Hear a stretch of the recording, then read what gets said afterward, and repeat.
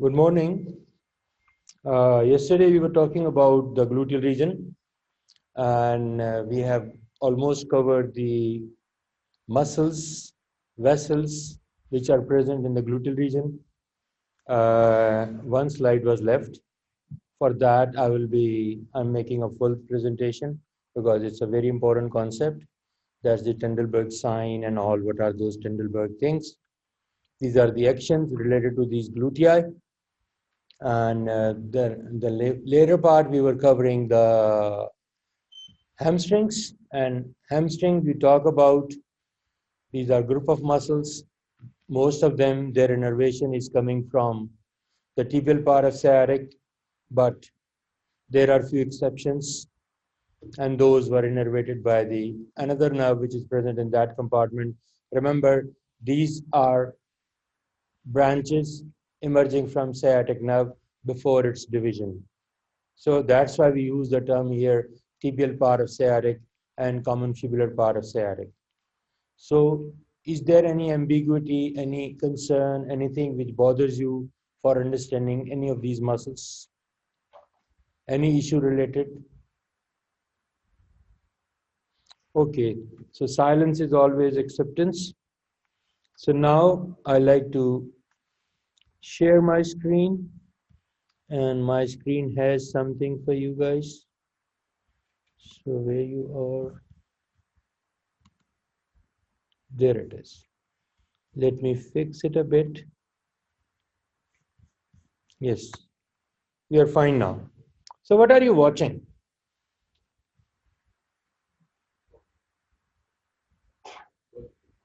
Rugby, thank you. And what is happening in this game? Focus on this guy who's wearing green shirt, number 11. And look at his left knee. Can you see something? You're saying ACL, wow, what a good doctor. No test, no investigation, straightforward ACL. Excellent, I love it. I wish we should be blessed with such a doctors. They see a patient, they see a game, and they say, this is the diagnosis, and that's the treatment. Yes, Mohammed. Sabr.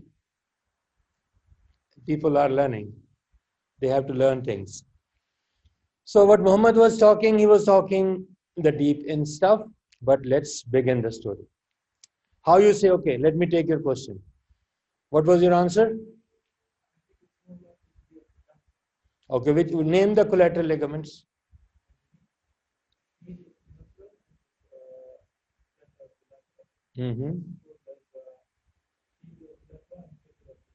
Okay. And what are the other collateral ligaments? Thank you. So can you name other collaterals? Let Muhammad answer. Speak loud. I am already late. Keep thinking. I'll take this answer after. So now, let's go more precise. So this is one of the events which occurred. What happened? What this guy has done?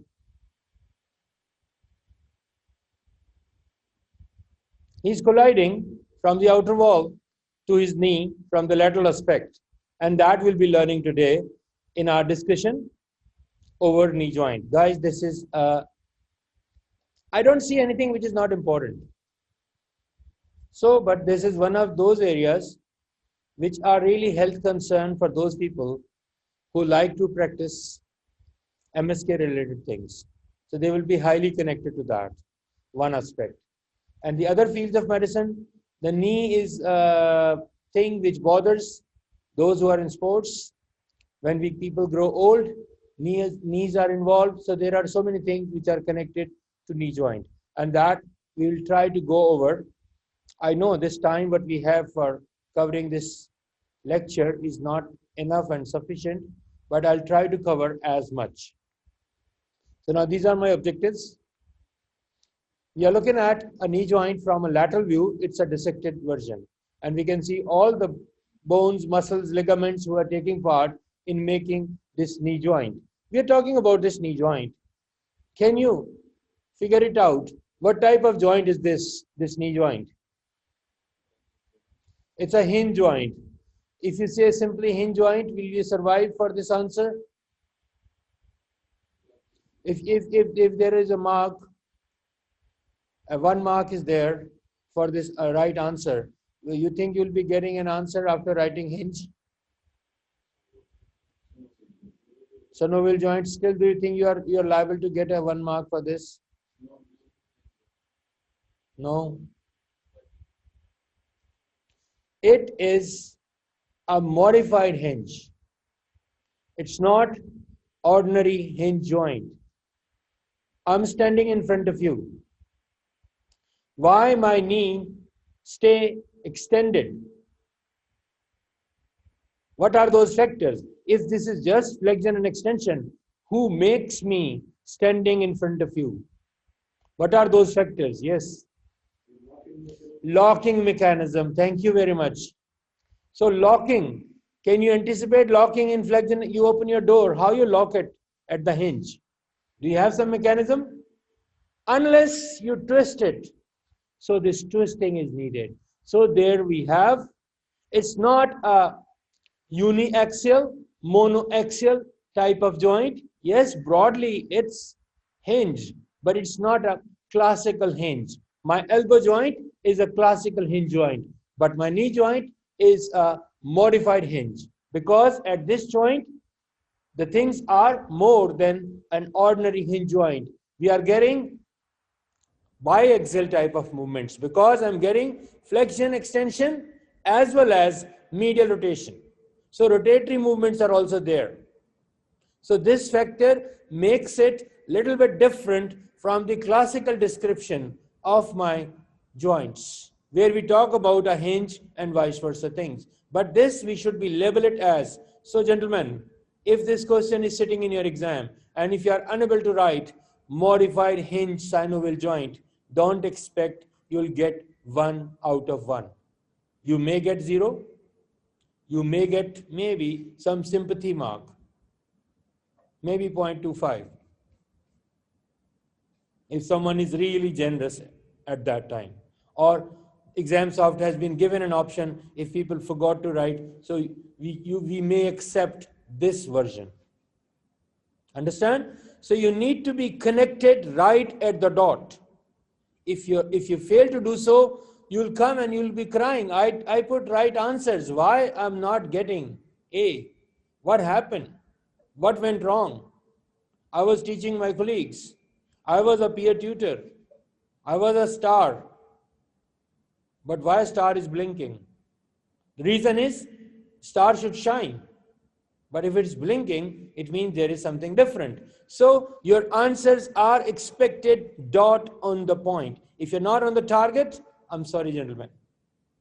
Okay, so now we are looking at the bones, the articulating surfaces who contribute in making of this joint. And what are you looking at on top of the picture? What is this bone? Can you tell me quickly? Sesamoid bone, patella. Both answers are right. And below to that, the second option is my lower end of the femur, and further down you can see all upper part of the tibia. So guys, you have to put these words, upper part of tibia, lower end of the femur, because we need direction. Let's say you are writing, you have received a patient in ER and you are the attending physician. You have written down the notes. Patient brought in, he has fracture of tibia. Your superior will shout at you. What do you mean by fracture of tibia? Where? Tibia is not a small bone. It's a long bone. It has various places. So you are expected to be specific. If somebody says, I had a pain in my chest, the next question which doctor asks, where? Because if patient is pointing on the left side, close to the nipple, it means there is something wrong with the heart, most likely. If it's associated with breathing, it means there is something wrong with my respiratory system. If vice versa, so if I have broken a rib, that is exactly on the upper, in the right side, lower segment. So my direction for the pain is a clue. And if I don't get a clue, I cannot reach to the solution. So to get a solution, you have to provide appropriate infos. If this morning you receive a message, your result is there. Where? You check your all devices, there is no result. So your directions are not clear. That you have to report to this place, you have to open up this device, you have to put this and that. So we have to be specific to the point. So these are the labels. You all said right. Let's go further. Now we are looking at two views of my bones which take part in making of my knee joint, and these bones are the lower end of the femur and upper end of the tibia, and you can also see the fibula bone is visible there. Well, it doesn't take part in making of my knee joint, but it has been shown there because it's there. So let's start labeling quickly. I'm sure this task you have done in the lab or you'll be doing in the lab. There's no rocket science here. So this red arrow, this brownish red arrow is a place which is indicative of, that's the place which we are learning today. That's called the knee joint. And then we know about patella, we know about a joint between the patella and the front of my lower femur. So that joint has a name, patellofemoral joint, that's there. Then this number one, guys, like in upper limb, your guide was pinky. Anything towards pinky was medial. Anything towards your thumb was radial. So here, in the leg, anything towards fibula is lateral. Anything towards tibia is medial. Because tibia is present medially in my leg and fibula is present laterally in my leg. So on the basis of that, we name the structures. We decide, we can figure it out, we figure out things. So that we need to be good. So now we are looking at the lateral and medial condyles. And then we have epicondyles. I've talked about these things. I'm not putting time on those. Any question? I don't see. This is just a memorization. This is this. If he's Muhammad, he's Muhammad. We cannot change it. Or we can do something. Muhammad, can we do something? Really? No, your mom will be angry. I don't want to do that. So, again, we know these labels. Now, like any other joint, any other synovial joint, my knee joint has ligaments. And can you see that? I'm writing down here what? 2 ligaments. But this is 2 ligaments. The 2 ligaments, and underneath I wrote cruciate. What do you understand by the term cruciate? Cross. Thank you very much. Something which is crossing. This is called cruciate. So 2 ligaments, they are crossing each other. So I have 2 ligaments which are crossing. Then I have 2 ligaments which are collateral. Muhammad was highlighting those. And then we have 2 ligaments, they are like a cartilage. They are like a disc.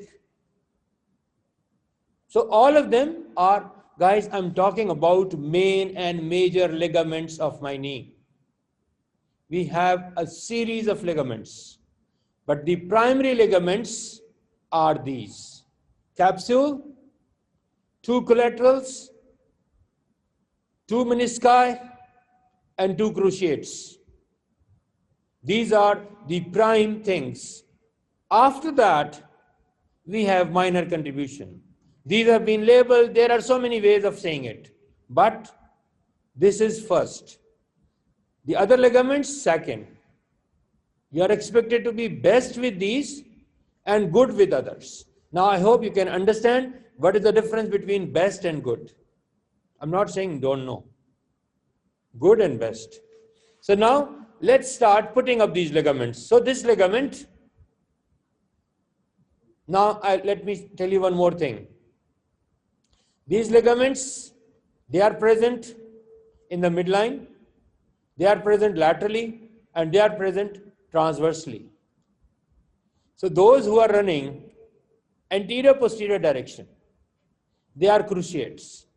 Those who are present in the coronal or frontal plane, they are the collaterals. And those who are lying horizontally, they are the menisci.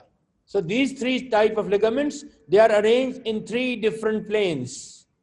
When we learned these planes, 50 years back, when you join Al-Faisal. You remember those early good days? Alhamdulillah, the coming days are better. So, this lies in my anterior-posterior direction, and that must be a cruciate, one of the cruciate. And what we can see, it starts its journey from the upper aspect of my tibia bone, and it's going backward. Backward where? To the medial side of my lateral condyle of lower femur. Do you agree with me? So that ligament, and now you can see in another view, because these views, one is from the front, one is from the back. So now you can see this green thing, and this green thing is nothing but what my friend has said earlier this morning. That ligament has a name, and on the basis of its direction, on the basis of its presence, we call it anterior cruciate ligament. Is one of the factor from those ligaments who lie under the category of cruciates, and it runs in the anterior posterior direction, is one of the very important ligament, and it has a significant role when I have rotatory type of movements. They all overlap, they all contribute, but primarily when I have rotatory type of movements, this ligament is under stress. When I'm bringing rotation, not at my back, rotation at my knee.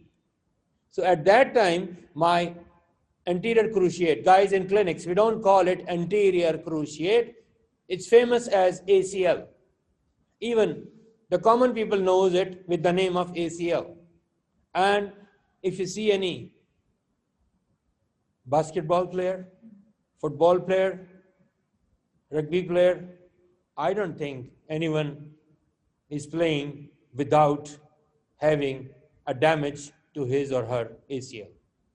So it's a very, very sport related, and if you are in these games, for sure. And any other game where you have rotatory movements, yes, skiing. If you love skiing, if you love snow, there are, definitely it is again there. Okay, so that was my anterior cruciate or ACL ligament. Are we good with that? Now there is someone who starts his journey. You can see the journey has been started from the posterior side, and it goes anteriorly in the midline, anterior posterior direction. Now this is posterior anterior direction. That's my PCL, posterior cruciate ligament. So we have learned two terms, ACL and PCL, and they are crossing each other. That's why they are called cruciates. This word is derived from cruciform. So these are my cruciate ligaments. And ACL is mostly involved in sports related injuries. But those sports which you're playing when you're standing, it's usually affected if I'm standing or you are standing. And if I'm performing some rotatory type of movement and I sustain an injury, like you've seen in the previous slide, somebody was banging to the knee of that person, there is a chance. Someone was playing and he's been hit by, it happens. While you're playing, these things are happening. I'm not saying intentionally or unintentionally, that's a different subject, but these are the part of the game. So we need to understand who's ACL and who's PCL and where are they located. Let's talk further about these. Now, these are located laterally or medially. So now tibia, this will be my medial collateral ligament, or if I want to be more precise, if I use the word medial collateral, who knows? I'm talking about medial collateral of elbow joint, medial collateral of wrist joint, medial collateral of knee joint. So Muhammad, these should be very clear. So we need to be good at it. We'll be talking about medial collateral of the knee, or if I want to be more precise, I can say what should I say? Tibial collateral ligament. Are we good? So now this is being called as TCL. Good morning, Turkey. Now, this is another collateral ligament, and that is present laterally. And this ligament is known as fibular collateral or lateral collateral ligament. And can you see that these two ligaments are running in coronal or frontal plane? Do you agree or no? Say yes or no. Does it take some energy? I'll throw you some energy drinks, don't worry, but don't take them, they're not good. So we have learned two of the two. Basically, we have to learn three main categories. One was cruciates, other was collaterals. So we are good with these two categories. And now, the one who runs transversely, these are called, they are a cartilage type of thing, and basically they are famous as a meniscus, a cushion, a pad. When you play, you jump. And if you don't have a cushion between these two articulating surfaces, fair enough chances after frequent jumping, you will damage the articulating surfaces. You'll be damaging the hyaline cartilage. You will be eroding the surfaces of the bones, and you can be endangered. Are we good? So that we need to be good at. So these menisci, they are performing so many functions. And one of the major function is, you know, those type of play where you have to jump. What are those games where you have to jump a lot? When you're pitching, when you basketball, excellent. So these guys are quite prone to meniscal injuries as well. Okay. So now we can see they are also two, one on right side, one on left side. So they are just accordingly named, lateral and medial, or right and left, you can name them anything. So lateral meniscus and medial meniscus, as we are using these terms. Now I have introduced, excuse me gentlemen, I think you're busy on your mall midterm prep. So you can't see here? No, you can't see here. Then you should come and sit in the front row. You can see here? Excellent. Now can you tell me, I have brought in here something, this reddish brown thing. What is that? Huh? Tendon of what?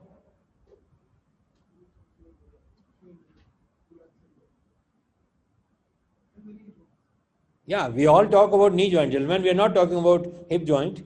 We agree to, do we agree to that? We are present in the day where we are learning about knee joint. So anybody else will like to tell me what is this? Popliteus tendon. Now let's hear from him. Tell us everything about popliteus, what you have learned from your archives. I can hear this. So it shows it's deep in. Yes, I love that. Bring it out. We like to hear from you. Okay, no problem. Guys, when you're coming to this class, if you come prepared, it will help you and me both. Okay? Try to do this. May you not understand. It's okay. If somebody don't answer me, do I penalize him? I don't want to penalize people. I love you guys and I care for you guys. Otherwise, it's very easy. Just come, finish, bye-bye. Okay, so this has been mentioned very rightly. This is a structure which is called, this is a muscle, a tendon of a muscle, and that is popliteus, and this popliteus is a game changer. It's a big thing in understanding so many events which are occurring at the knee joint, and we'll be talking about those. So that is the popliteus tendon. Your answer is right so far. You're getting 100 out of 100. Excellent. So now we are looking at a lateral view. And you are looking at, I'm sure people will identify the structure, this band. This band is my quadricep tendon, which becomes popliteal tendon. Why? It starts its journey as, at this place, I call it as quadricep tendon. When it goes over the patella bone, then beyond that, it changes its name. because now it's coming from the patella. Actually, it's not coming from the patella, but after patella, the same structure, the quadriceps tendon, is called as patellar tendon. And this patellar tendon, it goes insert in the anterior aspect of upper tibia. Are we good? So that is one of the really important structure. This is not the thing which we need to talk here. It's present in front of my knee joint. We are good with that. There we're looking at the femur and the tibia. I talk about quadriceps, I talk about the patellar ligament orientation, and can you see that this thing, this yellow thing which is in between, that's a cushion, and we talk about this cushion, but is it a cushion? No. This is the upper surface of my tibia bone. And it shows certain modifications. So let's label it. So what is that? This is intercondylar eminence, a thing which is raised in between my condyles. I remember last Thursday, my friend Ayman spent good time on showing you with the crest of a cockerel and so many ridges, and you remember that time if you are there? Anyways, so that is my intercondylar eminence. Looking further, this is, guys, tag in your mind, green, I use green for, in this presentation, green for ACL, brown for PCL. If you even don't know about it, you can just cue it. So this is, and second, this is the, a layman basis. But on a scientific basis, it starts a journey. Look at it again. It starts a journey from anterior and going posteriorly. So it must be my anterior cruciate ligament. If it was coming posteriorly, from posterior to anterior, we could have calling it as posterior cruciate ligament. So now, this is my ACL, and this is where it's going attached. Now I receive million questions. Million people ask me about this. Why you're writing it's going to the lateral condyle and you're saying, I always write here, medial surface of the lateral condyle. So you should be, when you go to the lab, hold a femur bone, look in that, what I mean by saying that. And once you look in there, then you can understand what is happening.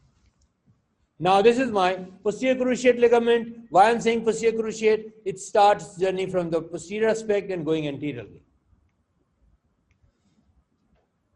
So now, there is someone which has emerged here in front of the femur.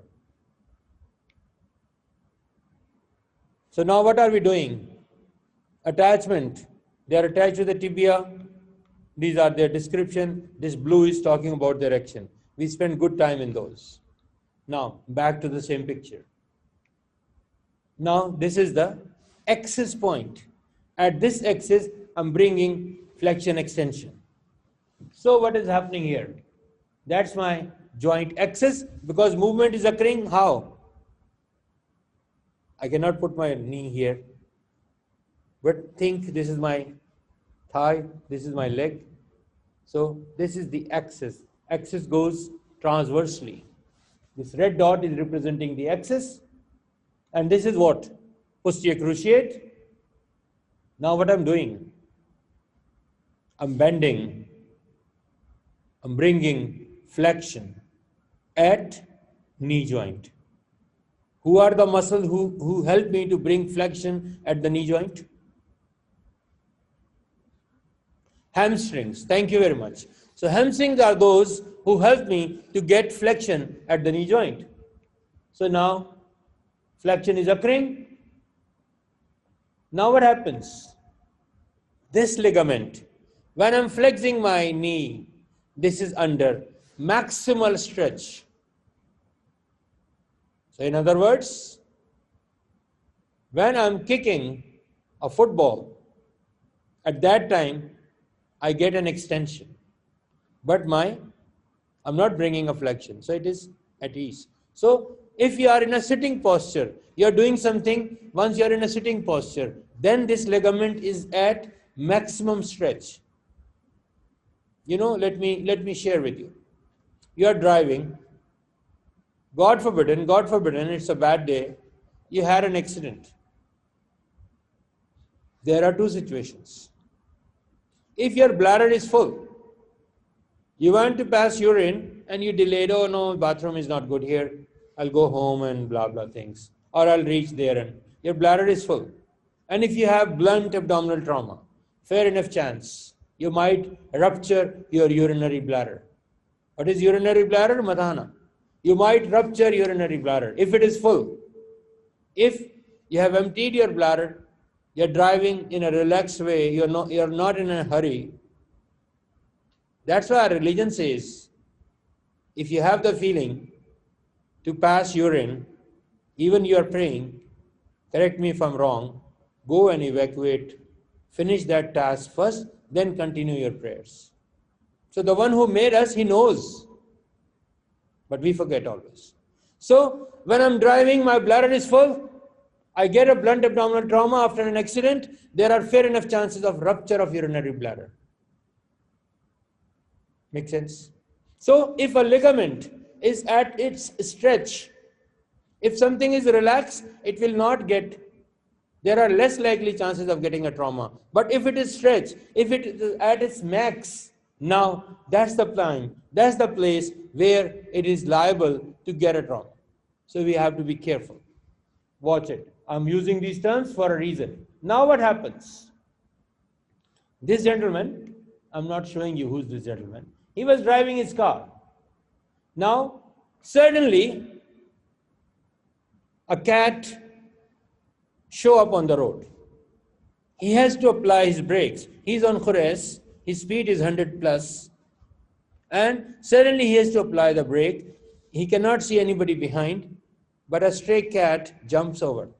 As a human, we have to save. So he applies brakes to his max. As a result, there is acceleration and deceleration. There are fair enough chances that he might stuck with the front screen at that time. If in that situation, if this knee at this part, it hits what is in front of you, if you're not driving, if you're sitting on next to the driver's seat, the glove box, if your knee hits with that and you are in a sitting posture, now see what happens. Look at this point X. So what happens? These 2 point X, you very clearly look at them. So when somebody hits here, this ligament is at stretch. So this part which has been hit, it will be pushed backwards. The upper end of the tibia will be pushed backwards. So my posterior cruciate ligament is already under stretch. I push it, there is a sudden impact, it is like an elastic. So it will bear certain force. If force is too much, there is a chance of rupture happening at my posterior cruciate ligament. I'll be showing you in my coming part. So now you're looking at the green thing, and this green thing is my ACL, and that helps me other way around. So these are the movements which are occurring. So now when it is an extended format, when we are standing, my ACL is under stretch. When I'm standing, so most of the sports, if you're sitting and playing Xbox, playing your other things, PlayStation, you'll never get ACL injury. ACL injury is for those who are in a playground, who are playing some active games. Because they are standing, their ACL is under stretch and they are getting some rotation. Games like basketball and skiing and other things. But if you are in a sitting, I'm playing, what playing? Xbox. On your comfortable seat and all that. So you'll never get ACL injury while playing Xbox. But if you have a more twist while you're playing, so why you're revealing? So, thank you. So we have to be very clear about these factors. So control your Siri, Mohammed. Your Siri talks too much. So now guys, I put something here. I label it as dashboard injury. We have to be very clear. If during dashboard injury, my lower end of the femur hits with the glove box or front of the car, I will likely to get posterior dislocation at the hip. But if my upper tibia hits, both of them are due to dashboard. But if my upper tibia hits, I have a different mechanism. Let's look at that, what happens. So now we are good with these structures. So impact of force. Look, this tendon is, patellar tendon is gone. So as a result of that, what happens? This bone has gone too much backwards. When it has gone too much backwards, as a result, the ligament was already at stretch. It has been stretched more to a level where it breaks. It is happening what? When I was sitting in my car, when I was in a sitting posture, at that time, my PCL was under max of stretch. So there was too much stretch already. It has achieved its full stretch, and now there is little more push cause a damage occurring at the PCL. So while you're driving a car, if you hit, and if you're in a speed, if you hit your lower femur, you will likely to have, God forbid you should not, but if it happens to happen, then you will be having posterior dislocation occurring where? Occurring at your knee joint. And if you are hitting the upper tibia, then you are liable to get where? At the posterior cruciate. Thank you. So, PCL injury. It will be pushed back and this all happens. And this ligament will be damaged, and who's that? Is my PCL. Are we good so far? Any issue? Great. So now let's make life more difficult. We are good so far with these things? Okay. My favorite thing. You remember I asked you this in your midterm. When we tap at biceps tendon, what are we looking at? And if you know those two words, you get 100%. Nobody can stop that. So when we tap here, we are reflexing L2, L3 and L4. And what is this L2 and L3 and L4? My femoral nerve. If I'm tapping it here and I have not exposed the thigh of my patient, I will get 0.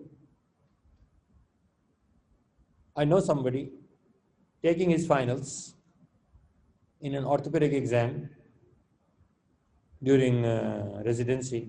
He was asked to examine reflex check at the patellar tendon, quadriceps, and he forgot to expose the thigh of the patient.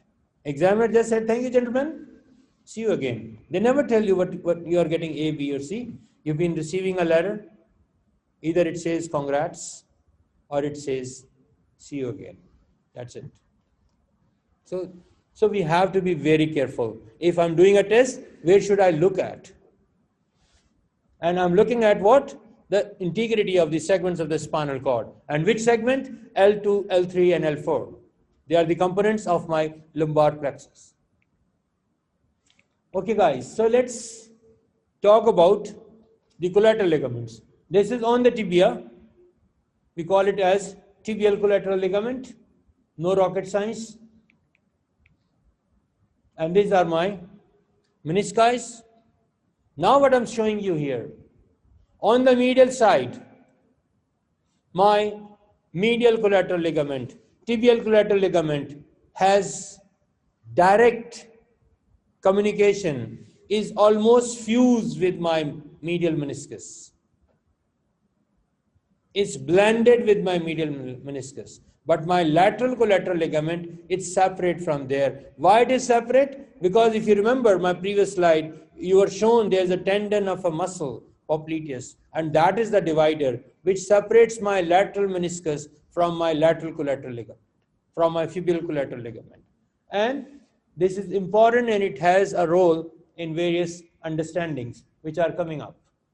So now these are the functions. Now look at from the lateral side. There is my fibular collateral ligament. You're looking at the lateral meniscus.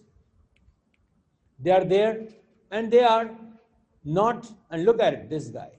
my popliteus, which goes, spirals, and passes between my fibular collateral ligament and lateral meniscus. So it's a divider. So they are not one segment. They are separated from each other. And that has a significance in understanding the mechanism of injury. One of my objectives, we have to understand what are the mechanism of injuries, the anatomical basis. Can you see that there is a blue thing? Our favorite blue thing? A bursa. A bursa is there because I'm using a lot. Can you tell me how many times you flex your knee in a day? Or how many times you did it yesterday? Do you have any counter which tells you you have your daily report, you have used your shoulder joint 2 million times, your knee joint 1 million times? We don't have. It's a countless figure. But so we had a lot of wear tear there. So this wear tear really tells me, so this has been prevented by having a bursa inside, and that is saving, because this popliteus is really important muscle. And if someone's popliteus fails, the knee becomes locked. The key to unlock a locked knee is popliteus. If popliteus is not working, I cannot unlock my knee. I can be only in extended format. I cannot get a flexion at my knee joint. That's a really important concept, and we need to understand. If this muscle doesn't work, we cannot bring flexion. Where? At an extended knee. That has to be very clear. So now we have seen the bursa. Now just a quick overlook, and then I'll be closing here because my time is almost done. So now we are looking at, I'm sure everybody knows. Let's recap. You're looking at lateral or medial collateral ligament? Lateral. Why you're saying lateral? Thank you very much. What is that? Excellent. At least we spent time and we have achieved something. I can see that. I wish you live with that. Who's this? You call it patellar? Adil? Think again. It is coming and reaching to the patella. So we call it here the quadricep tendon. When it starts its journey after patella, then we call it patellar. So you have to be very clear, very precise. And these are those factors which stops you getting full marks. You have to be dot on the point. If you're missing the targets, you are not being called as the one who's getting 100%. So what are you looking at? You're looking at the organization of my quadricep muscles. And this is the intermedius. It should be it's written there, lateralis, medialis. And who this should be? Rectus femoris. So we have recapped those. Now, these are the quadriceps in a box. And there we go. Now it becomes patellar ligament. So we have to understand what is the limit of my quadricep and what is the limit of my patellar. So guys, okay guys, so we have seen now the quadriceps, and we all know about these quadriceps. We are good with that, and we understand how they are helping. So these quadriceps femoris muscles collectively, what are they doing? They extend the leg at the knee, and the rectus femoris is the only out of these four, that is acting also at my hip joint, and it's bringing what? Flexion of the thigh at the hip joint. So all of them we talked about so many times, they are innervated by femoral nerve. This is one of the major contribution which is coming from my lumbar plexus. And the segments which are contributing here are L, 2, 3, and 4. Now, we talk about the structure. Let me bring this screen laser option. So guys, so I'm talking about this structure. What is this structure? This is coming lateral side because I can see fibula here. So this structure is my iliotibial tract. We all should be clear about that. This iliotibial tract is a thickening condensation in the deep fascia of the thigh. And this deep fascia of the thigh is also called fascia lata. So this deep fascia is named as fascia lata. So don't mix it with any other term. So that is and this I share with you, this thickening, this band-like structure, it helps in a big way in the stability of my knee joint when it is in extended format. And this ligament, this band, is primarily contributed by gluteus maximus muscle. We talk about it, it's the bulkiest muscle of human body. There should not be any doubt about that. Then, can you notice something has been start emerging here? Where? Between the tendon of, what is this tendon? Yes, patellar tendon, don't make a mistake.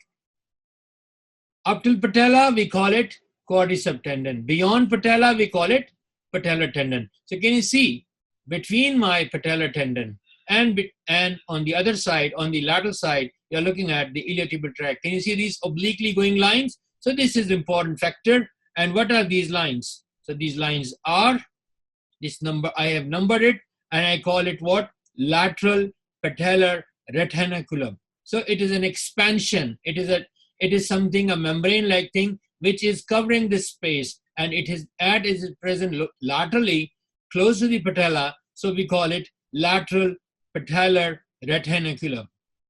So when we have lateral, so I'm sure I'm expecting someone to be coming here, and that will be named as medial patellar retinaculum. Let's go and build it that one. So there you go. So now we are looking at what? Medial patellar retinaculum. Let's write it. So there you can see that this is my medial patellar retinaculum. So there we can see, so now what is happening? The anterior aspect of my knee joint is now completely closed. On the lateral side, we can see this iliotibial tract, and followed by lateral patellar retinaculum. In the middle, in the front part, we have the patellar ligament itself. And then medially, we have medial patellar retinaculum. Are we fine? So these are called fibrous expansions from the distal end of the vastus. Which vastus? Both, like all of them, from the vasti. So these are fibrous expansion. They are derived from my vasti muscle. And what are those vasti? We have learned that vastus medialis, intermedius, and lateralis, any direction you like to start with. So we need to be clear about it, and I'll be talking about that. Now let's talk about the fibrous joint capsule.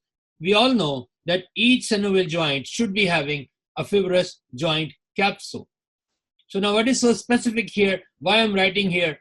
So there is a variability in the thickening of the fibrous joint capsule across my knee joint.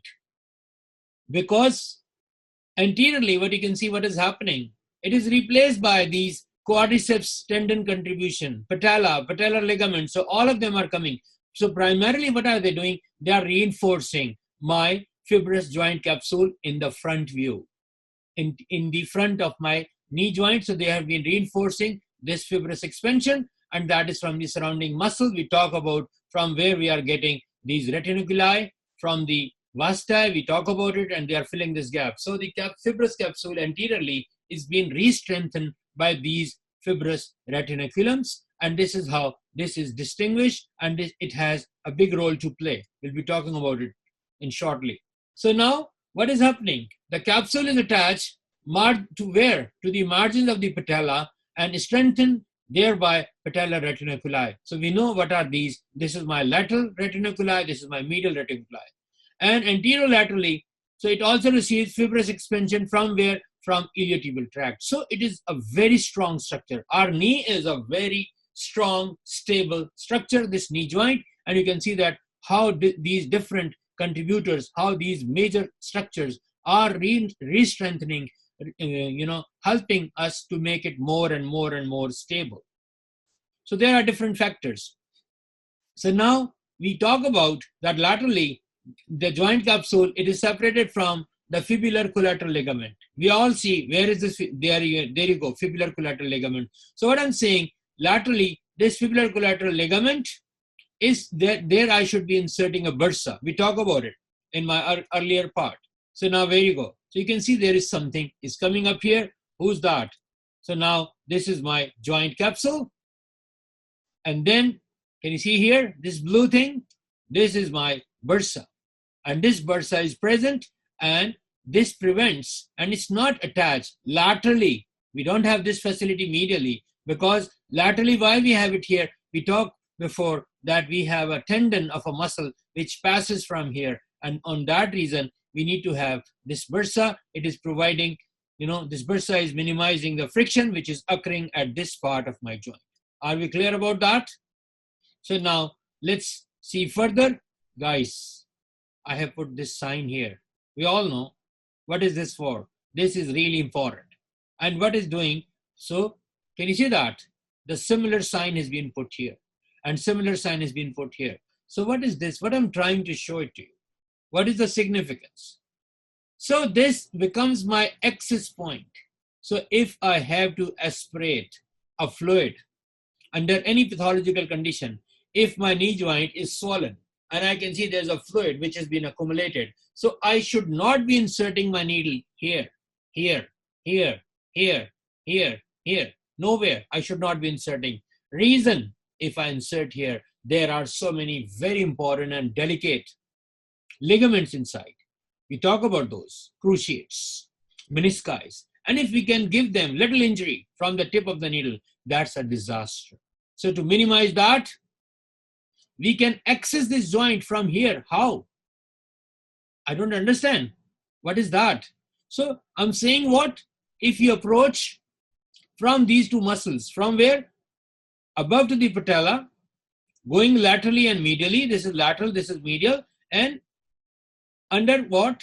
Under my vastus lateralis and vastus medialis. So we can put a needle from here and we can into the knee space, knee joint cavity. How is possible? Make sense to you? No, I'm still worried.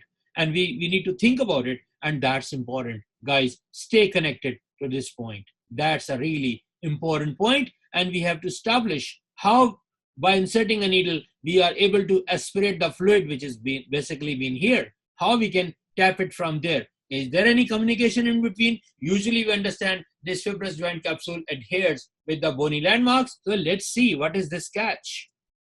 So now, to reveal that, first we need to see posteriorly. So we talk about anteriorly how the capsule is been covering my knee joint and how it has been reinforced. Now posteriorly, you can see that, and let's organize. Let's recap quickly. So this brown thing is my posterior cruciate ligament, and this green thing is my anterior cruciate ligament. They are present where? In the sagittal plane.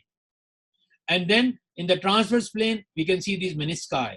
This is left. Why this is left? I can see the head of the femur, fibula. And then why is medial? Because it's above on the tibial side. So this is, you are looking at those ligaments which are present in the transverse plane and those ligaments which are present in the sagittal plane. Now going further. So now let's add up. This is the fibrous joint capsule which is covering my knee joint posteriorly. Can you see these striated lines? So that is my fibrous joint capsule posteriorly. Let's see what further happens here. We are good with that if I say this is my medial collateral ligament or tibial collateral ligament. Any problem with that? I don't think there should be any. And then what are these? These are the muscular attachments. Some muscles which are attached here. You'll be learning about these muscles shortly, and these muscles have a name, and these are called gastrocnemius muscle. They have been cut so we can see inside. Otherwise, they are covering this space. And then there is a muscle tendon. So medial side, we have semimembranosus and then semitendinosus. And this lateral side will be having biceps femoris. Now this oblique band is going. This has a name to it. We call it oblique popliteal ligament. And there you go.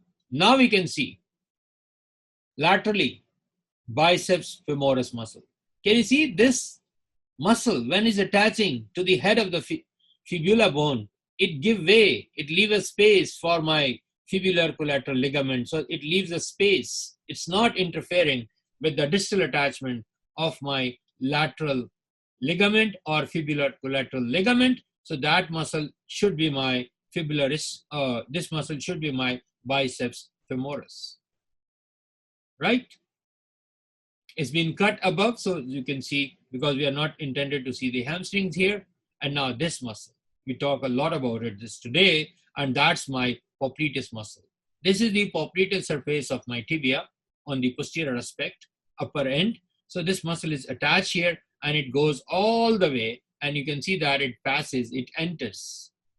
And this muscle is going between what?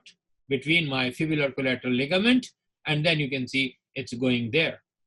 So now we said earlier that the fibular collateral ligament and the lateral meniscus, they are not adhere with each other, but it's different organization. On the medial side, my medial collateral ligament or tibial collateral ligament and my medial meniscus, they are almost one piece. They are connected with each other. So what are the benefits or advantages or disadvantages? We'll be looking at it shortly, what is happening. So now popliteus muscle, we talk about it. It's a really important muscle. And then there is someone else. This is a minor contribution. We call it arcuate popliteal ligament. Guys, I mentioned to you, there are so many ligaments, but I'll be emphasizing on major ligaments. It doesn't mean those minor ligaments has no value or no importance. They have. But your first priority is that you should be good with those main and major ligaments. And then if you have time, then you should be, they are good to know. But there are certain things they are must know. What is a must know about the knee joint? If we talk about knee joint, if somebody don't know about cruciate ligaments, menisci, then that person, the answer is that person know nothing about knee joint. So this is how it is. Now who this artery should be? Running in the midline, going downwards. This is my popliteal artery. When this femoral artery, we learn that when it passes through the adductor hiatus and it reaches the posterior aspect of the lower thigh, it reaches to the popliteal fossa, and now the name changes the moment it passes through the adductor hiatus, which is present in a muscle called adductor magnus. Now this artery is named as popliteal artery. Are we good with that? Now we know that there is a membrane which connects my fibula with tibia. This we call it interosseous membrane. So now what happens? Wow, same thing like forearm. You remember something we talk about common interosseous and all that?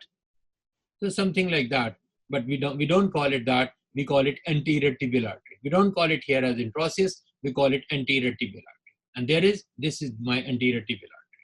So we are looking at the pattern of the arteries, some of those arteries which are visible on the posterior aspect of my lower thigh in the popliteal region.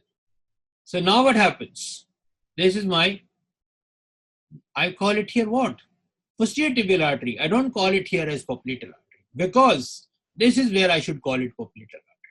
Popliteal artery, when it comes down, it bifurcates. It changes its name.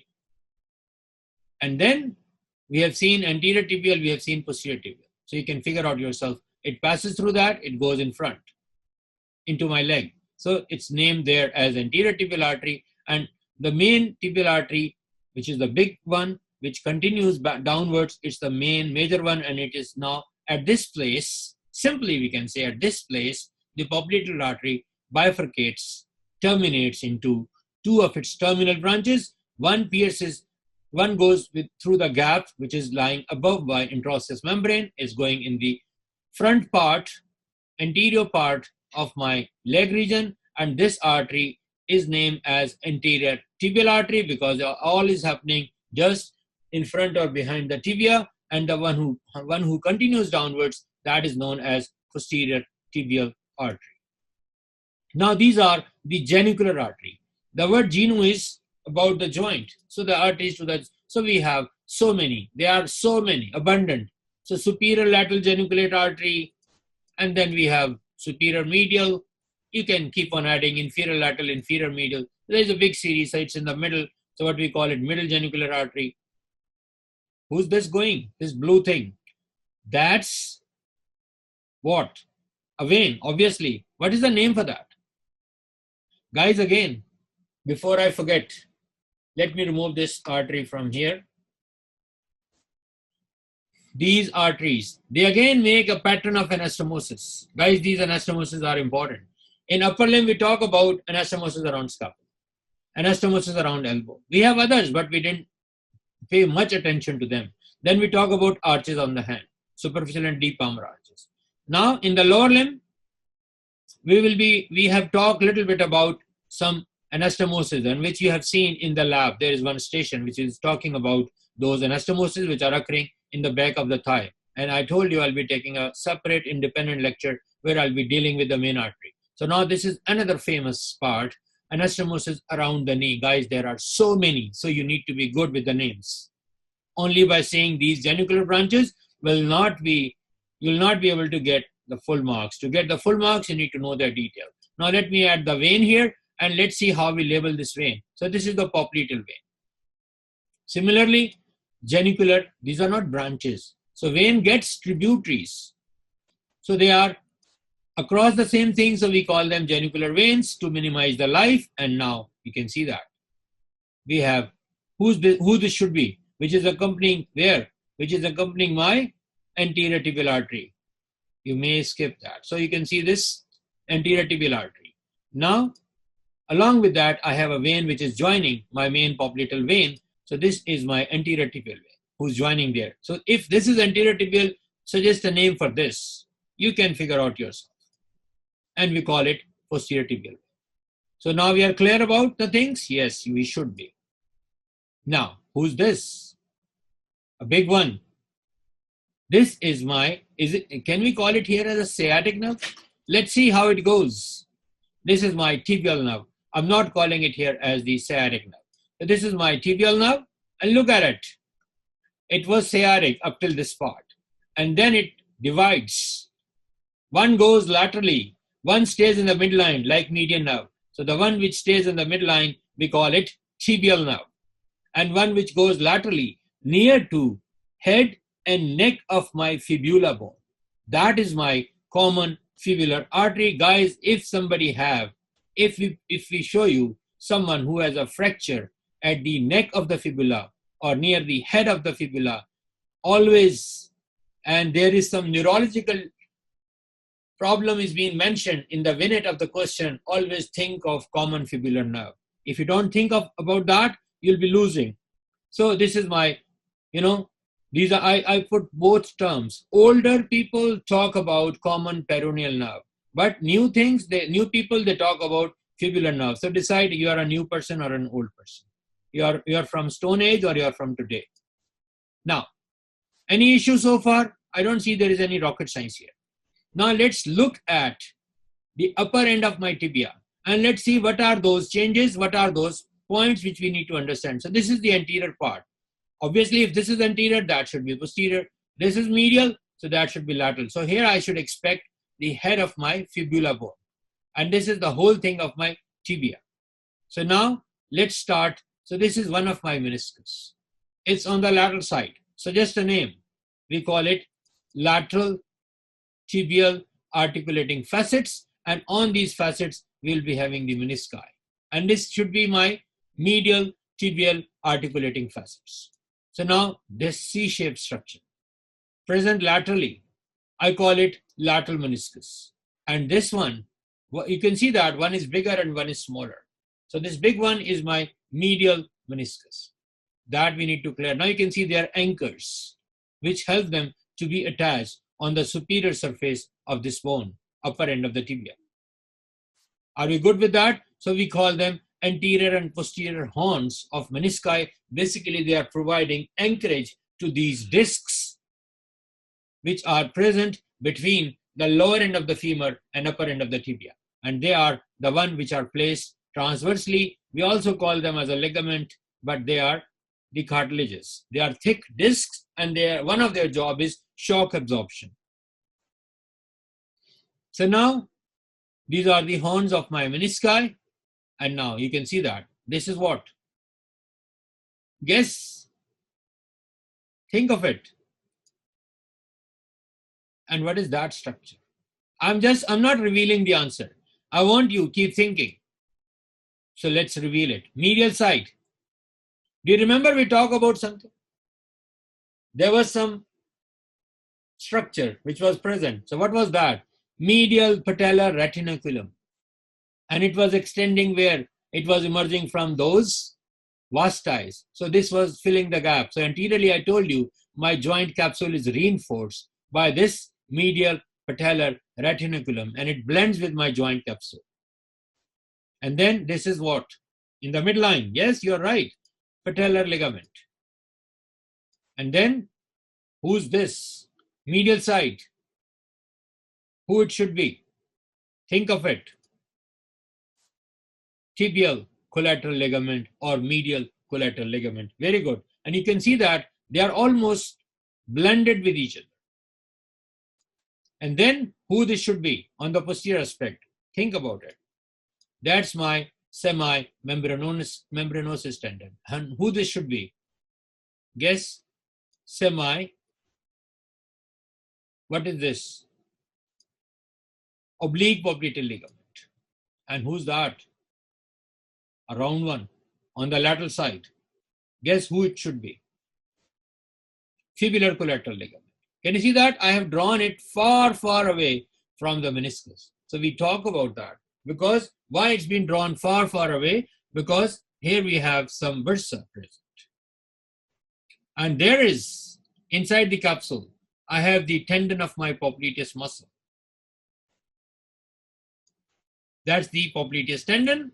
And there I have the bursa. So now you can see that my lateral collateral ligament, fibular collateral ligament is separated, is way away from my lateral meniscus. But my medial meniscus, there is no one in between. So they are almost become one structure. So that is my bursa. Now we talk about this structure was medial patellar retinaculum. Now who this should be? It's on lateral side. We know from where it's coming, from the vasti. So that should be my lateral iliotibial tract, which is blended with lateral patellar retinaculum and fibrous joint capsule. So they all have been shown as one piece. So you can see that how thick, how established, how strong my anterior part of my fibrous joint capsule, which surrounds my knee joint. And now, inside. Guys, when we use the term inside, we don't say inside the synovial membrane. Inside the capsule, intracapsular, not intrasynovial. So this is coming from where? From the posterior aspect. Suggest a name for that. This should be my posterior cruciate ligament. There you go. And this should be my anterior cruciate ligament. Are we good? So you can see that these two ligaments, they have been placed in the sagittal plane, in the midline. And now this is my synovial membrane. So they are out of the synovial membrane but inside the capsule. So these are intracapsular ligaments. And now this is my synovial membrane, and inside the synovial membrane we have synovial fluid. So we need to understand these factors for understanding the various mechanisms which are occurring when we are handling with the injuries occurring at my knee joint. So now synovial cavity is filled with the synovial fluid. We know about that. Now what's new? I'm just filling up this extra fat so that every structure should be compactly placed. And now this is infra because it's below patella. So we call it infrapatellar fat. So again emphasizing, cruciate ligaments are intracapsular. They are inside the capsule. Where is the capsule? There is the capsule. But they are not inside the synovium. So they are extrasynovial. So nothing is inside this with the synovial fluid. That point should be very clear. And we emphasize on point number 2 that medial collateral ligament is closely packed with my medial meniscus. So now we need to understand the locking and unlocking of the knee joint. So for that, we need to look at it. We are good with these labels. So let's quickly go over. So what I'm writing here, guys, these lines are really important. So let me read it for you. When we have this lower end of the femur and upper end of the tibia, I'm giving a task. When you'll be visiting your labs, please take these dry bones. Ask Muhammad, he will provide you. And take these dry bones, inspect. And what I'm recommending you when you're doing this activity, just observe in the real bone, not in the plastic made bones. So in the real bone, you can see the real features. So what I'm writing here, during the last 15 to 20 degree of extension, The femur rotates medially on the tibia along a longitudinal axis about the anterior cruciate ligament as the fulcrum. This rotation is brought about automatically. What happens? If you examine them, you'll see there, these condyles, they are not of the same size. There is a disparity as a consequence of reciprocal shape of the articular surfaces of the femoral and tibial condyles. So, to complete the full, to go into full extension, hyperextension format, so they're needed. So to complete the full articulation, full contact with these, among these two bones, so there is a rotation, 15 to 20 degrees. When at the end of the extension, so your knee is going in hyperextension format. Because if you don't understand, guys, this is the real important concept, that how this locking occurs at my knee joint. So now this is my longitudinal axis. This is my transverse axis. And if I draw this, this is my oblique axis. So this is transverse, this is longitudinal or the vertical axis. So this is happening. And always rotatory movements are occurring along the longitudinal axis. So now axis of rotation, and this is what everybody should know now, anterior cruciate, ACL. And now this is how it moves. Last 15 to 20 degree of extension. So it should complete this complete flow on the upper part of the tibia bone. So there is a rotation. So femur rotates medially on tibia during the final 15 to degrees of extension. To complete the full articulation, the medial rotation is necessary because the medial femorotibial articulated surfaces are more extensive than the lateral, and so have a greater excursion to undergo to complete their articulation during extension. When the knee reaches its final 20 or so degree of extension, the lateral femoral tibial articulated surfaces has already run out of articulating surfaces, while the medial have some articulating surfaces left to complete their excursion. Excursion means to complete their full contact, complete their full journey. They do so by rotating medially about the anterior cruciate ligament. So to achieve the full contact, so there is some element of medial rotation that we need to understand. And this is what brings me the locking. So if once we achieve that, so this final medial rotation, when we are completing this condyle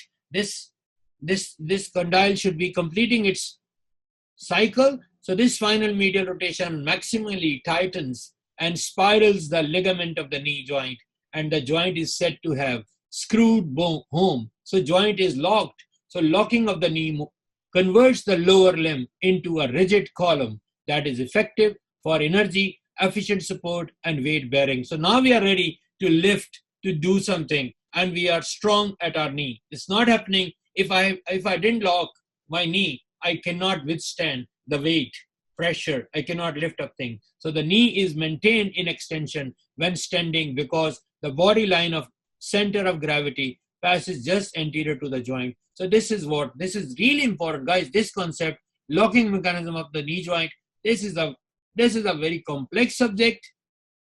You definitely, by just reading these blue lines, it's not solving your issue. You have to sit down. You have to revisit this concept. You have to take these dry bones, try to look into these bony surfaces, and then try to visualize. And once you understand, guys, it's very difficult to teach, but it's very easy to understand. And once you understand, it's a lifelong retention. And this is a very important concept.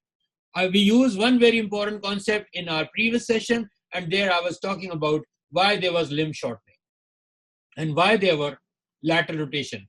These are the things, guys. If you think you know MSK, and if you don't know about these, then probably you know nothing. I have asked a group of students, please write me the answer, and unfortunately I have only received from one of them. The remaining are still there. They are maybe busy with the mall prep, or they have forgotten. But you should be, when we ask you to write something, the main purpose is that you should be deeply involved in the understanding of that part. And that's really important. And if you understand that, you are best. So now, let's handle now. So far, we were talking about, we were in a process of making knee joint. So now, take a deep breath. have a glass of water, a cup of coffee. I'll do a recap, and then we'll talk about the injuries and what happens and what are those different mechanisms. But before going to that, these are really must-know type of infos where we need to be connected at. So now, see what is happening. Can you see that? To this guy who's wearing blue. He's falling down. Look at his knee, something going wrong. So now these are the different mechanisms which occur. So now let's recap. We are good with these. I'm not talking again, but we can see different ligaments and how they are placed. Are we good with that? Look at a normal X-ray. How it should appear on a normal X-ray. Please match with the real image, and then you can understand that what is happening. So try to look at it. And if you find, if somebody present with a pain in his or her knee, if you're examining the X-ray, always look at the bony surfaces. Then also don't forget to look at the soft tissue shadows. If there is some swelling, if there is some fluid, you might find some swelling, something extra occurring. How I know this is swelling? So I have to compare both sides of knee joint X-rays. And even on physical examination, I can see that if something is swelling, it will appear swollen. It's not like in black, it should be in black and white. It should be visible. A small fluid, you may not pick it up, but a major quantity, we can pick it up. And you remember I talk about if I have to tap this fluid from this joint space, I am not allowed to enter my needle from here. I was putting my needle from these places. Not from this, but only from here or from here. Not from anywhere else. Why? That thing has to be revealed. Now let's look at on top of the tibia. There we already spent time on talking about look at the menisci, the lateral one and the medial one. And I spent good time in locking. And if we just take a chunk out of this, a section, so you can see that it's a magnified view and see how this has been organized. And if you can zoom in, there you can see how this is the part of the meniscus which has been zoomed in. Okay, let's proceed. So now we talk about this. We are looking at a knee joint, a normal anatomy of a knee joint from the back. And there we're looking at the popliteal artery, adductor hiatus has been shown to you, and then some of the genicular branches, and then vein is not shown here. And you're looking at the sciatic nerve, and it's bifurcating into common fibular and tibial nerve. And then you can see they're going and they're doing what they're supposed to do. So now these are the X-rays.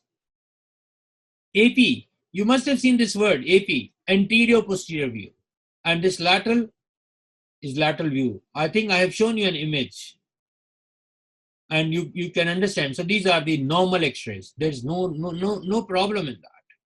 So first, if I'm not good with the normal, I cannot appreciate how an abnormal look like. Now think, do you see some change in this X-ray? Yes, it is a dislocated knee. You can see that the lower end of the femur and upper end of the tibia, they are far away from each other. I can see there is some kind of rotation occurring. So we should look into, even you can look in that. What is in the surrounding? This is what? So we need to inquire about each and everything. Maybe somebody has put a back slab, patient is being transferred to the hospital. In the meantime, to minimize, have you seen that if somebody is injured, they put him on a stretcher and they put some very specific straps. They wrap him tight, because if a person who's already traumatized, if you mishandle while you're transferring him to a hospital, you might complete an injury which was incomplete. So that's why everything which is broken should be supported by a splint. Splint can be anything. Can be a piece of flat wood, something which is available on the site. And then, you can rush this patient to the hospital, to the ER. And then after triage, we can do the needful, necessary actions that has been carried over. But you are looking at an abnormal X-ray. So this is the dislocated X-ray of my knee joint. I'm not on purpose. I'm not bringing here the fractures, because if you understand now because basically we'll be more targeted across the knee, the injuries which are related to my ligaments. And there is one image of dislocation. But now let's see what is happening. What is this? Any pathology? Yes, maybe you and me, we are just lying down and we are asked to straight the leg. So we are rising our leg, but it has to be straight. It should not be bending. So this is just a straight leg, but it tells a lot. When we are doing this, when somebody present to you, obviously not with a dislocation, with a pain, So you are evaluating. So by the straight leg, you are evaluating something occurring at the hip joint. So you want to see what are those problems which may be there across the hip joint. Then what is that? So knee extension, 0 degree. So it's extended knee. The examiner put his fist under the heel, so it's fully extended. Then 140 degree. Where? At the knee joint. Guys, when we talk about action, we should be talking about at what level. Now what's next? This guy is examining what? He's examining the knee joint of a person, and he's feeling for the collateral ligaments. He's looking into, guys, you're not supposed to go in detail. I just brought in these pictures, so just to show you how and where we can examine. If we have to examine a knee, this is how, this is a normal day-to-day practice. Maybe you have gone for an excursion with your family, with your friends. Somebody fell down, and then you have to evaluate a little bit, but please don't evaluate a lot. After finishing MSK, you not become an orthopedic surgeon. You need to learn a lot, but simply what you can do, just immobilize. Put a splint, whatsoever is available, wrap around it, give a painkiller. If you have ice, apply the ice, and then rush this person to nearby hospital for the immediate treatment, and then accordingly, patient can be shifted to the appropriate hospital and to the appropriate doctor. So when we are examining a knee, what are those factors which you should look for? So when we are examining a knee, we should follow the usual sequence. When we are examining anything, we should look. I know everybody knows how to look. We should feel. We should move. But please, don't move a dislocated joint. You can understand how the things are. Special tests in form of X-ray, CT, MRs, and all those things. And then never forget looking for neurovascular assessment. How distal to this problem, am I able to feel the pulses? Guys, these pulses, examination of the pulses is a real important thing, and we love to ask this a lot. Remind me to teach you that. So, neurovascular status. Arteries I can assess by palpating, by feeling the pulse. And how I can feel, how I can talk about nerves, so I can involve the person, perform some activity, do some action. If it is broken or this and that, then I should know what specific cutaneous nerves are present, and we need to be good at it. Guys, you found one question in your midterm exam, and that was asking you where we can find the ulnar artery pulsation. What are those conditions? Maybe someone has fractured his hand at the wrist, and it's in the fiber cast, and then the only access you have is only for the ulnar pulse. So you cannot access to the radial pulse. So you can even palpate that my brachial artery is working or not working. So if we need to have a good sound knowledge of these pulses, and I'm saying again, please remind me to cover it with you. Not by writing an email, just when we'll be talking. So it's in my mind and I'm working on that. Don't worry for that. But still, I need further reinforcement. And your BLCs are good enough. They can remind me. Excellent. They are doing good job. So guys, more tests. So if you forget the names of these tests, it's okay. Nobody cares at this place. If you don't know Lechman test, it's okay. Lechman test or Lechman test. So we are basically evaluating the status of these ligaments. Basically, in this case, the examiner is evaluating ACL. How I'm saying ACL, I can see that it's going from anterior to posterior. Simply by looking, you can see that. So the first rule was look, then was feel, right? So you are looking and then you are feeling. So you are pushing this down and pulling this up. So you are further, acting on that, and you are testing what? The anterior cruciate ligament. In this situation now, what the hell is this? So this guy is pushing the tibia. What can you see that? He is sitting on the foot of the person. The one who is already in pain, but he's sitting. Guys, this sitting is really important. I remember once I put this question in one of the finals of MSK, and students were expected to answer why the examiner is sitting on the foot of the patient when he's performing this type of test. And look, what is he testing? He's testing posterior cruciate ligament, because this is coming from the back to the front. So by pushing it inward, So he's pushing inside, and this is for posterior cruciate. So you're closing a drawer. So it's called posterior, you are looking at the posterior sag, and this is called posterior drawer test. How you can see that? Examiner is pushing the upper end of the tibia and pushing it inward, so he's looking for the integrity of PCL ligament, posterior cruciate ligament. Guys, these tests we love to ask. Our exams always have something from them. If you don't find it, it's not an MSK exam. Be connected. And look what this doctor is doing. He's pulling the same thing towards him. So it's opposite. Previously he was testing for PCL, now he's testing for ACL. Are we good? So guys, at least you should know about this. Is given a name, anterior drawer test, and that was the name for posterior drawer test. Are we fine? Okay. So now what's happening here? Look at him. This gentleman was enjoying his holidays. He was skiing, and this is a normal skiing, and he was coming from a height. But suddenly something goes wrong. Up till far, everything is good. Now focus here. Focus here. What happens? His foot to me, it looks like his foot got stuck. There may be a rock down, and that, he was on ice. So he cannot see the rock which is hidden inside. So his foot got stuck. Now stay focused here, here, and here, and see what happens in the upcoming slides. So now the knee, one of the knees. So this is a common thing, mechanism which has been talked about. So now foot got stuck. So it will rotate. It will rotate because it's not moving. And he's coming with a big force. It's not like he can lift the foot and just pass by. No, there is an acceleration, deceleration type of thing. So he cannot lift the foot, but his foot will be rotated. See how it will be rotated. So it will be further, the whole body weight will be on this ankle. Am I right? So what happens? There will be rotation. So external rotation of the leg due to fixation of the foot on the ground. So foot he cannot lift, he cannot move. And look at it. The second stage. It's been opened backwards because it's stuck here. And the whole body weight, inertia, gravity, everything is working. Now what happens? So there is too much force and this knee is stressed.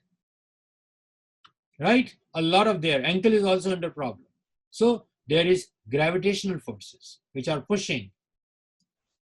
So lateral force, so then he's experiencing laterally a force applied. Look at it. This is his body weight. He was coming in a speed. It's not like he was just dancing there.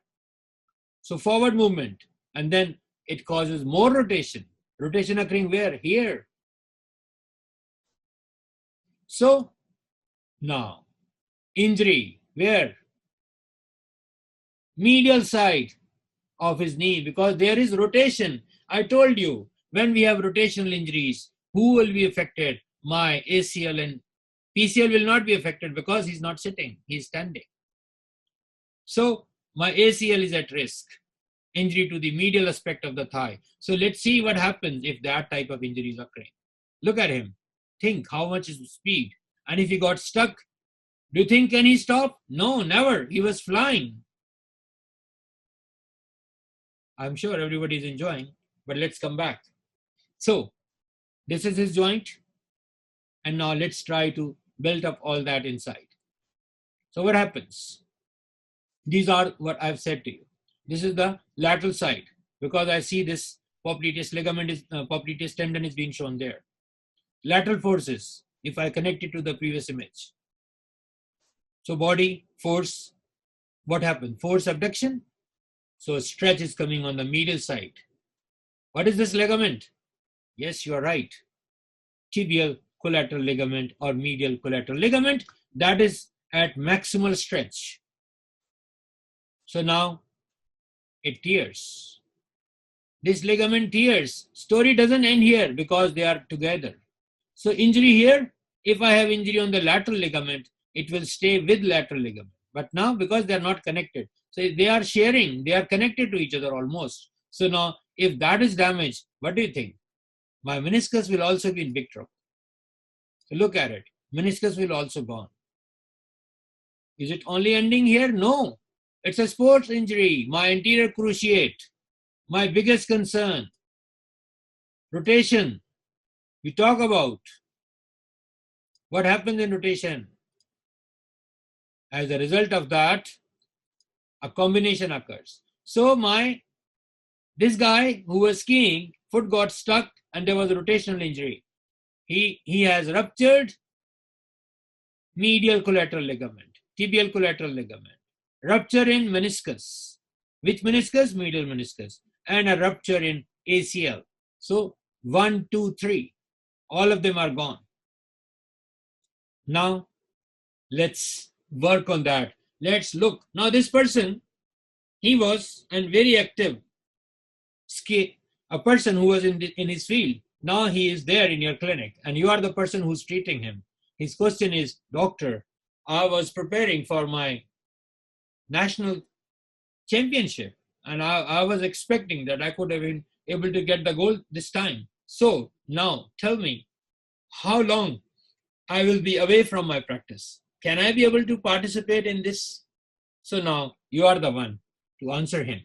But you need to understand how you can answer him. Do you have a rocket science? No. So to evaluate, to look into, dig deep inside. So this was the forces and this was the rotation.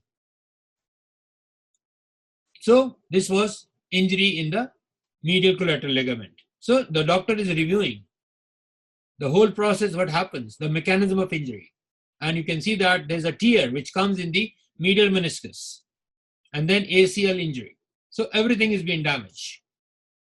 Now he is expecting you to answer after how long I'll be back to my practice. Synovial membrane is being shown. So now we are reviewing how the nutrition, how I can answer him. We all know. But first see that when this injury occurs, there will be bleeding inside my joint capsule. So this bleeding within my joint capsule in the synovial membrane, that's called heme. Heme is the word for blood. Heme arthrosis is the term. So the joint cavity is full of blood. We call it heme arthrosis. When? After injury. So now let's see how we can answer him. Guys, if you look at the cortical area of the meniscus, so we have the blood supply through the cortical branches just at the margins of the menisci, but not in the deeper part. If you have arteries here, what can happen? The whole body weight can crush those arteries. So we don't have arterial supply. So how this part of the cartilage, how this part of the meniscus gets its supply? Diffusion through what?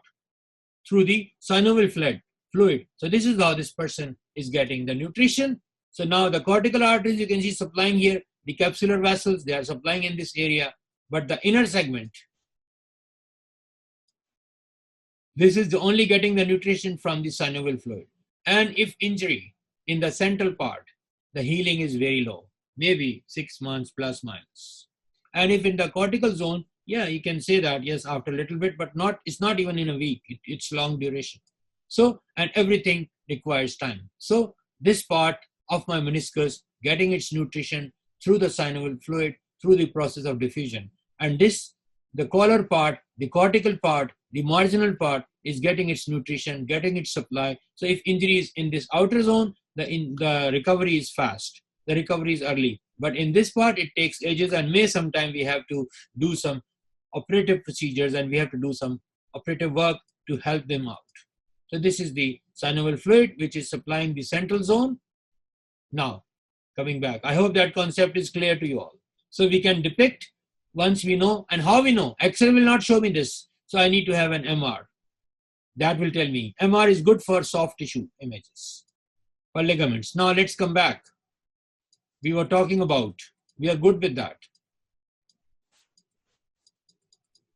Okay, I'm not talking much about that, but let's talk this, my favorite thing. Look at it. We talk about, posteriorly we have established fibrous joint capsule and anteriorly it was blended. So now I'm revealing that question. So this is what? This red thing is my synovial membrane. I have given it a different color. Now this is anteriorly.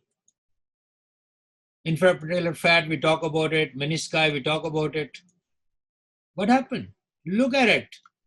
My synovial membrane is being lifted upwards. Who lifts it upwards? I have a muscle here who lift it upwards. Who's that muscle? Guess. Think. It's not rectus femoris. It's not vastus intermedius. Not lateralis. Not medialis. It's a different muscle. And that muscle has a name. I'm not revealing it. You should keep thinking. So this is a synovial cavity filled with the synovial fluid. So suprapatellar bursa is there. Now, what I was showing you, you insert your needle because your synovial membrane has extended way up. So you can put the needle and you get the same fluid. Understand? So that was that point, that why we can tap at that, because if I put my needle here, I can damage things. But if I'm inserting here, less likely. So the preferred side. But this question is still not answered. Why it's been, who pulled it up? Why it's not sagging downwards? So I have a muscle here. Who's that muscle? That's a mystery. That muscle has a name. Yes, it's called articularis genu muscle. It's a very small muscle and its only job is to lift this part of the synovial membrane upward. That's it. That's the only job of this muscle. But it really is doing a good job. So now the bursa in front of the patella, there are around 12 patellas across my knee joint. But you need to know about the major ones. Pre-patella, because it's in front of that. Below to that, suggest a name. Deep, because this was superficial, this was deep. Now, this is, who's deep? This one or this one? So what name you think for this one? Superficial, subcutaneous, under the skin. And they are infrapatellar, because this is my patella. So below to the patella. Pre-patellar, parallel to the patella. Now, what is that? Some people, this synovial membrane pops out. It doesn't rupture. It takes a layer of the fibrous joint capsule. Capsule become weak and synovial membrane pops out. And it has a very specific name. We call it Baker's cyst. And this will cause a lot of problem. Why it's called Baker's cyst? I don't know. Somebody bakes here, but it's established with that Baker's cyst. But you need to be good about it's in the red box. Guys, remember I told you, stay connected to the blue, green, and red. So bursitis, we all know about it. I need not to talk about it. But wheresoever, I have shown you only few, but there are so many. So now this is a summary. What muscles are bringing flexion at my knee joint? What muscles are bringing extension? So you need to learn these things. You need to be good with these. And they should be in order of their priority. Now, what is that? Somebody has an impact here. Look, a ligament has been damaged. Think. The foot of this person may go like that. This is the injury to the posterior cruciate ligament. This here is driving a car or is unusual situation. It's not like standing. So what is this test? Posterior draw test. Thank you. So now, what's wrong with this guy? Is he dancing? No. Look at his face. Look at his foot. It's not dancing. So he has got an injury. Who's this? ACL. Arthroscopic view. What is arthroscope? This is a type of a scope which is not bigger, thicker than your pencil. We insert in the joint space and we can see this is an injured anterior cruciate ligament. Now we can repair it, we can replace it, we can sew it without opening. Look at it. I've shown you this picture in the beginning. So somebody is hitting here. And when somebody is hitting here, we can have an injury. This was the lateral side. He was hitting on the lateral side, but injury is occurring on the medial side. So now let's grade it. There are different grades of it. Rotation. So if you don't know about it, it's okay, but you can see, look, medial side, 1 is gone, 2 is gone, 3 is gone. So guys, we talk about, we spend time on this concept. I'm sure everybody should be good. Key points, let me read it for you. Anterior cruciate ligament stops the tibia sliding anteriorly. Posterior cruciate ligament stops the tibia sliding posteriorly.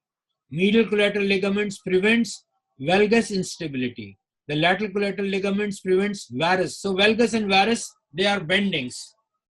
And you can just Google it, you'll find the answer. What is the meaning of valgus and what is the meaning of varus? These are just terms which has been used. This is not English. So now, knee joint, what type of joint? What are those capsule, ligaments? What are those who are inside? Stabilizing factors, movements. It's just a summary of all what we were talking today. And thank you very much. Stay blessed, stay home, stay safe. And for your question, please write me. I appreciate if I'm able to answer you. So with this, we like to stop this activity, and I hope it will be helping you for having good grades, good scores in your finals. Thank you very much.